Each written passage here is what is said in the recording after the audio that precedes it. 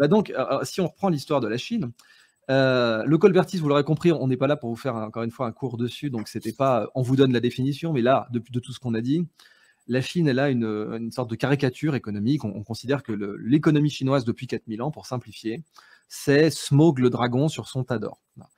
C'est-à-dire avoir toujours une balance commerciale positive. Vraiment toujours, s'il y a bien un truc pour lequel les Chinois se lèvent le matin dans leur histoire depuis 4000 ans, c'est d'avoir une balance commerciale positive.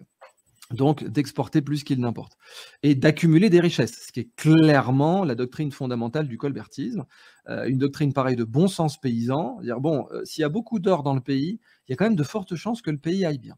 Et il y a quand même aussi de fortes chances que le pays survive à des problèmes graves, hein, des crises alimentaires, des crises économiques. Quand même, voilà, si vous êtes, s'il y a beaucoup d'or dans le pays par rapport à vos voisins, et que bien sûr vous avez l'armée en conséquence pour le protéger, tout cet or, eh bien, il y a quand même des fortes chances qu'en cas de crise, vous soyez bien positionné, même pour racheter les actifs qui valent plus rien en cas de crise. Et le colbertisme a vraiment cette attitude de bon père de famille. Alors les Chinois font ça depuis 4000 ans, et les rares fois où ils ne l'ont pas fait, c'est devenu un pays du tiers-monde. Pour simplifier, mais c'est une simplification historique qui est tout à fait, comment dire, légitime, quoi.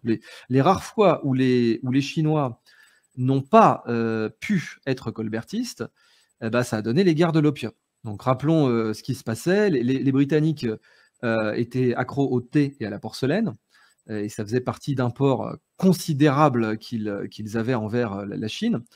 Et les Chinois voulaient évidemment être payés en argent. On en reparle maintenant avec le cas de Vladimir Poutine qui a exigé que les pays hostiles payent en roubles leur gaz. C'est du colbertisme, d'ailleurs, on est d'accord, hein, Philippe? Ouais, exiger les paiements en roubles, c'est vraiment une attitude colbertiste.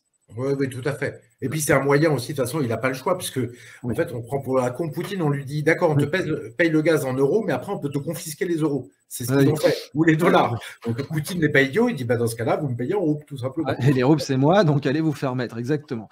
Donc, les rares fois, quand les Chinois, eux, voulaient être payés en argent, et au bout d'un moment, les Anglais, ils n'avaient plus d'argent. Ce qui était, parce qu'ils ont été mercantilistes aussi, donc le mercantilisme, c'est souvent synonyme de colbertisme, même s'il y a quelques différences. Les Anglais avaient plus d'argent, l'argent physique, quoi, le métal. Et ils se sont dit, bah tiens, qu'est-ce qu'on pourrait bien exporter? Parce que les Chinois, ils veulent rien nous acheter, ces cons-là. Il n'y a rien qu'on produit qui les intéresse. Alors, ils ont été un peu idiots, parce que la machine à vapeur, ça aurait été une très bonne idée de l'acheter à l'Angleterre. Mais à l'époque, bon, la machine à vapeur, les Chinois s'en contrefoutaient. Et donc, bah, les Anglais se disent, ah tiens, il y a un truc là, qui a l'air pas mal, qui rend déjà les Chinois accros et qui fait des marges de dingue, c'est l'opium. Donc on va être le plus gros dealer de drogue au monde, et c'est quand même une histoire de fou que un tiers de la noblesse britannique était Pablo Escobar avant l'heure. Qu'est-ce que je raconte? Pablo Escobar, c'était un petit joueur à côté de la Compagnie des Indes orientales qui avait le pouvoir régalé. Enfin, cette compagnie, elle pouvait rendre la justice, battre monnaie, avoir une armée, assassiner des gens. Enfin, c'était...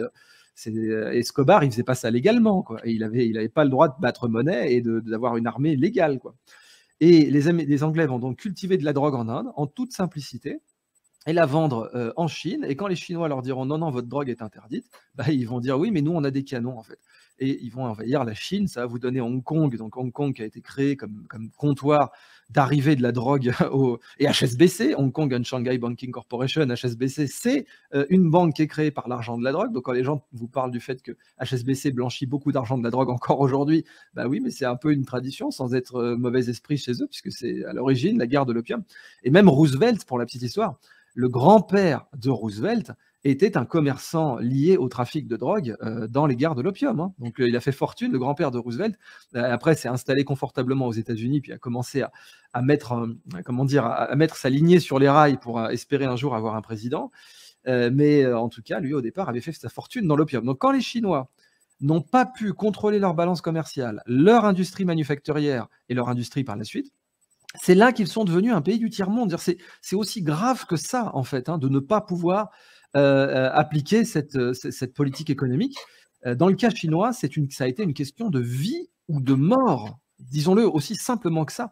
Et comme nous, on est plus colbertiste seulement, entre guillemets, depuis, ça fait quand même déjà 50 ans, années 70, mais bon, seulement, entre guillemets, depuis 50 ans, on ne se rend pas forcément compte qu'on peut aussi devenir un pays du tiers-monde de demain. Ça ne veut pas dire qu'on vivra comme dans les pays du tiers-monde dans les années 60, pas du tout. C'est-à-dire que par rapport au PIB par habitant des pays asiatiques, dans une cinquantaine d'années, ce n'est pas du tout inenvisageable. Quand on voit la progression de la Corée, par exemple, qui, pareil, est colbertiste à en crever. Samsung, c'est une des boîtes issues, les plus issues du colbertisme sur Terre.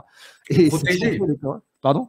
Protégé par le gouvernement. Protégé, absolument. Protégé avec des commandes publiques et avec de l'exportation en veux-tu, en voilà. Et ben voilà, donc pour conclure, dans le cas chinois, le colbertisme a été une question de vie ou de mort, que ce soit selon les nationalistes, parce que donc aussi bien Chiang Kai-shek encourageait déjà par la suite son successeur qui était plus tourné vers l'économie, Chiang Kai-shek était quand même beaucoup plus militaire. Taïwan est colbertiste, la Chine aussi. Bon, il y en a une qui est censée être à droite, une à gauche, ou bon, nationaliste et marxiste, on va plutôt dire ça comme ça. Il y en a une qui est censée être nationaliste, une autre qui est censée être marxiste. Mais dans les deux cas, ils sont colbertistes tous les deux. Et dans les deux cas, ils ont vu leur PIB par habitant exploser.